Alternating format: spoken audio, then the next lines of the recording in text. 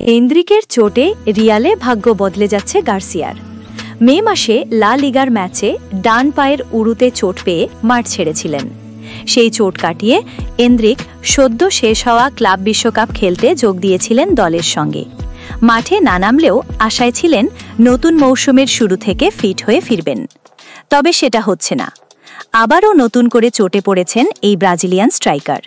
ফলে আরেক তরুণ প্রতিভা গঞ্জালো গার্সিয়ার সামনে সুযোগ আসতে পারে নিজেকে আরও বেশি মেলে ধরার।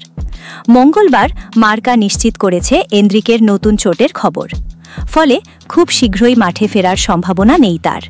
সেরে ওঠার জন্য কমপক্ষে ৮ থেকে ১০ সপ্তাহ সময় লাগবে তার।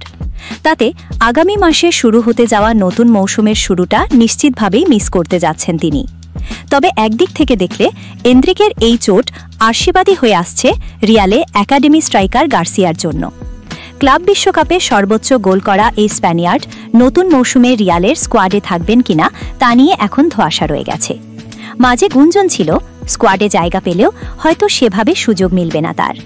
তবে এনরিকের চোটে ভাগ্য খুলে যেতে পারে তার, খেলতে পারেন আরও বেশি ম্যাচ। মার্কার প্রতিবেদনে বলা হয়েছে এনরিক চোট কাটিয়ে ফেরার আগ পর্যন্ত গার্সিয়ার স্কোয়াডে থাকা প্রায় নিশ্চিত।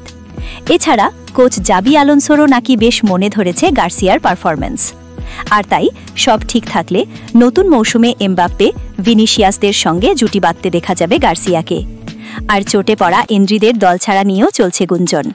তাকে এক মৌসুমের জন্য ধারে ছেড়ে দিতেও নাকি প্রস্তুত লা লিগার ক্লাবটি। যদিও এখন পর্যন্ত রিয়াল থেকে এই ব্যাপারে জানানো হয়নি তেমন কিছু।